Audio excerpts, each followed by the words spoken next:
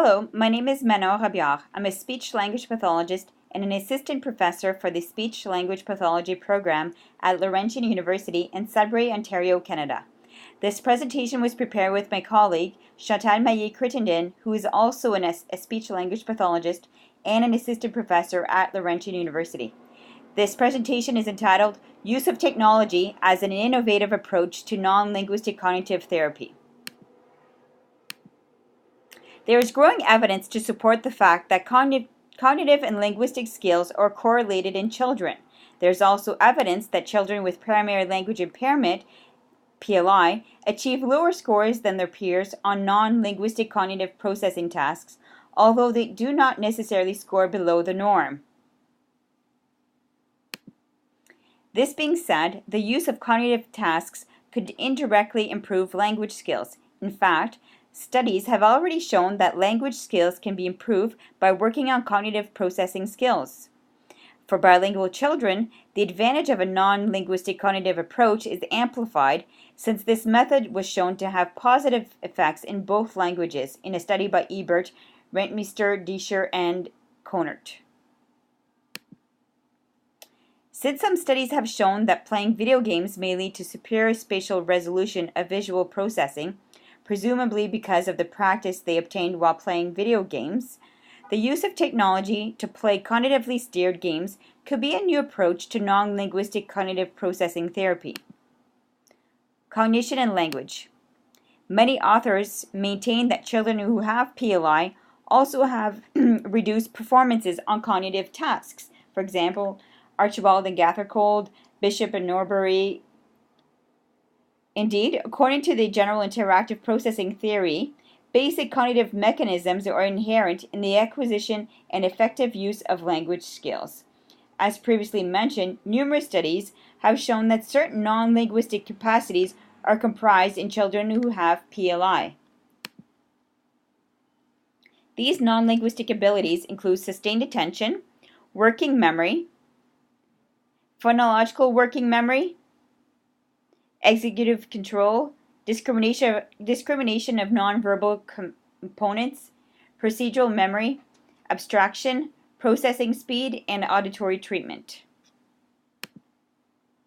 Children with PLI also have difficulty processing information when the complexity of tasks increase, which has been given the term limited processing capacity. The presence of subclinical weaknesses of processing speed, working memory, and attention in children with PLI could contribute to language deficits by impeding language learning. It is estimated that 7% of school-age children have a language impairment. These children typically have a persisting language delay. Within a clinical setting, the term primary language impairment, or PLI, defines language learning difficulties in the absence of other difficulties, which suggests that the difficulties occur mainly within the language domain without implying that treatment of information or working memory difficulties could be coexistent. Children with PLI do not have a specific lesion site, nor are their language delays caused by clear cognitive impairment. However, new findings support the possibility of a neurological component to PLI. According to Konert, 2010, PLI is due to innate factors that negatively interact with the demands of language learning. This will in turn put them at risk of reduced academic, economical, and social outcomes. Until recently, children with a language impairment were thought to have intact cognitive skills. We now know that children with PLI may have general processing capacity limitations, which lead to reduced performance in both the verbal and nonverbal areas. Working memory is a limited system responsible for the temporary classification and the treatment of information. Working memory was defined by Baddeley and Hitch in 1974 as an active memory system which handles both the maintenance of short-term information and processing for the transition to the long-term memory, allowing the realization of immediate cognitive abilities. Baddeley and Hitch initially proposed three components of working memory: the central executive, the visual spatial sketchpad, and the phonological loop. In 2000, a fourth component was added to the model, the episodic buffer. The central executive is a core element of Baddeley's model. It is responsible for the control and regulation of cognitive processes and can even be considered as a surveillance system. The visual sketchpad specializes in the maintenance of handling of visual and spatial representations. There are two components in the visual spatial sketchpad, one that specializes in the visual information and the other that specializes in spatial information. The phonological loop, on the other hand, provides a temporary storage of verbal information. It plays an important role in sub-vocal rehearsal, which is important in the prevention of degradation of verbal information. The phonological loop is also implicated in vocabulary acquisition, particularly in the preschool years. The last component, the episodic buffer, has a direct relationship with long-term memory, which could be important for learning. It uses multidimensional codes to incorporate representations of working memory and long-term memory into unitary episodic representations that could correspond to conscious experiences. Attention is a cognitive process that allows for the concentration on a stimulus or an event. Without attention, the cognitive system has difficulty operating. In fact, attention impairments have an impact on all cognitive abilities. Certain researchers describe sustained attention as the ability to become and to remain engaged. It can also be defined as a process where a person needs to mindfully and consciously process stimuli whose non-arousing qualities will otherwise lead to habituation and distraction. Sustained attention is needed to accomplish all cognitive activity in all thoughts. Indeed, Matthews and collaborators state that it is crucial for human performance. Sustained attention contains 3 steps: obtaining attention, retaining attention, and releasing attention. It requires a conscious effort that is activated in about 300 milliseconds. Processing speed. Children with PLI process information more slowly than typically developing children. For example, they are slower at processing linguistic tasks such as naming pictures and making lexical judgments. They are also slower at processing non-linguistic tasks such as mentally rotating geometrical shapes. Children with PLI also have a slower response time when detecting pure tones that have brief duration, when reproducing a series of colored lights, when tapping their fingers rapidly in response to stimuli, when moving pegs on a board, and when stringing beads. Non-linguistic cognitive therapy. For the treatment of cognitive skills to impact the language abilities of children with PLI, a correlation and a causal association are required between non-linguistic processing weaknesses and language skills. New studies have shown that it is possible to improve language learning in children who have PLI by working on cognitive non-linguistic processing tasks.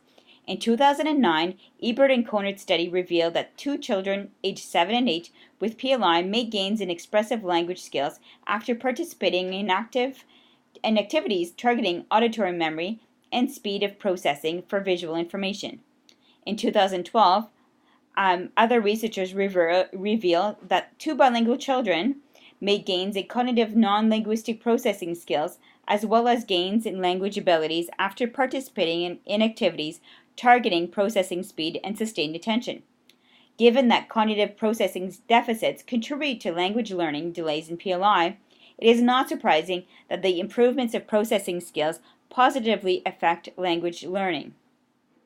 Since this treatment method does not target a specific language, gains can be made in both languages known to the bilingual children. Since both languages are affected in bilingual children with PLI, they typically learn each one of them at a slower pace. Non-linguistic cognitive therapy could be a very effective approach to the intervention of bilingual children. Since the cognitive gains made from this type of intervention increases skills in both languages of a bilingual child, a speech-language pathologist who has no or limited knowledge of the foreign language could assist in increasing linguistic skills within that language by using a cognitive non-linguistic treatment approach.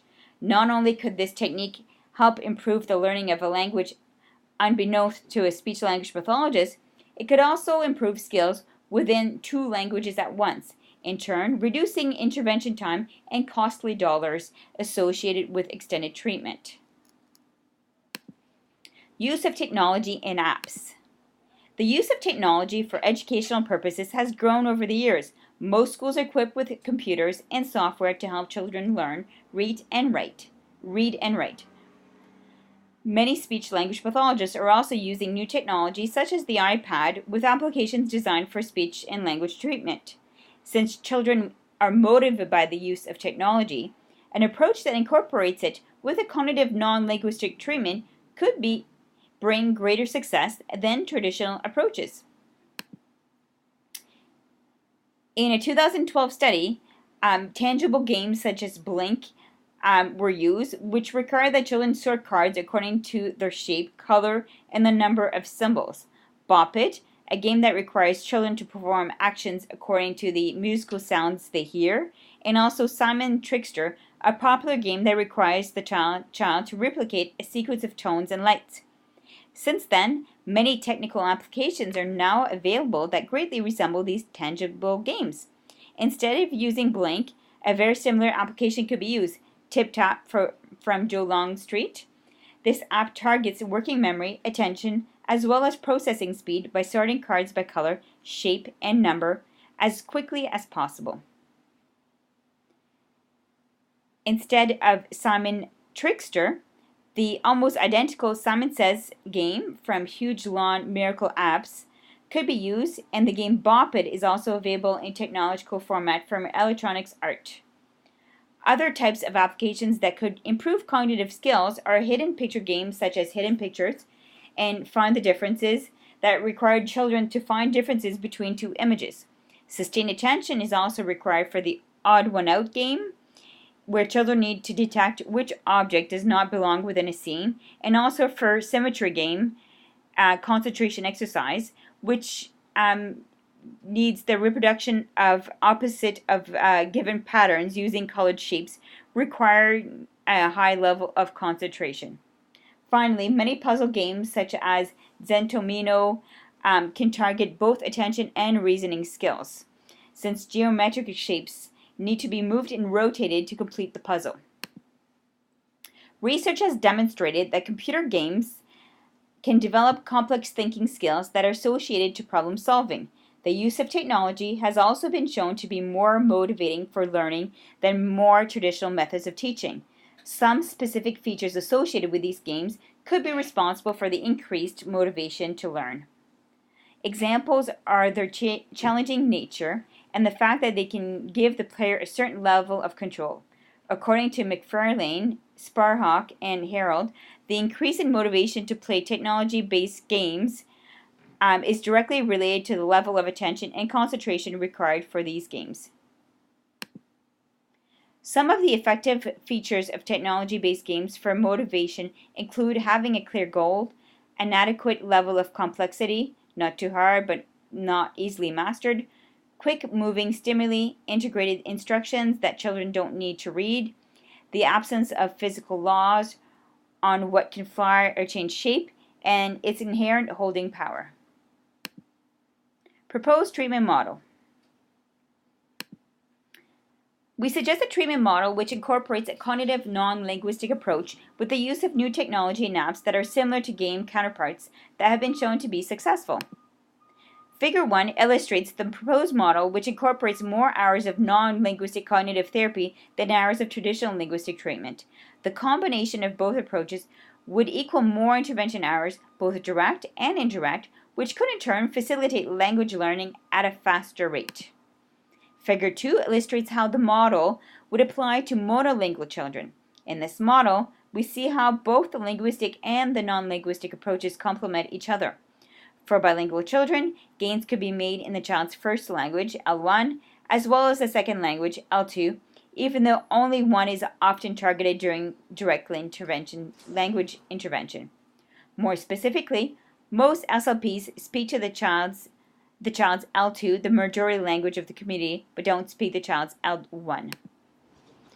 Figure 3 demonstrates the application of the model for a bilingual child while working on the child's L1 and L2, while Figure 4 reveals how the model could apply when intervention in the child's L1 is not possible.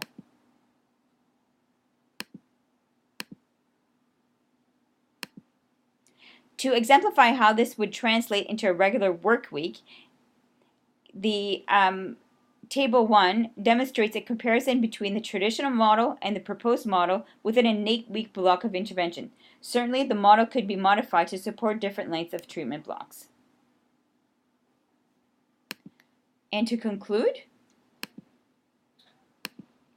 new research has been able to demonstrate the effectiveness of cognitive non-linguistic approach for the treatment of PLI using games that target working memory, sustained attention, and processing speed. The purpose of this presentation was to propose a new model of treatment encompassing the use of technology for the treatment of PLI. Since adopting a non-linguistic cognitive approach can be a favorable way of increasing language skills for monolingual as well as bilingual children, and since the use of technology can be motivating for children, the proposed model of treatment pairs technology with a cognitive non-linguistic approach. This dual approach can only be a winning combination for children who have PLI, their parents, educators, as well as speech-language pathologists. Thank you very much.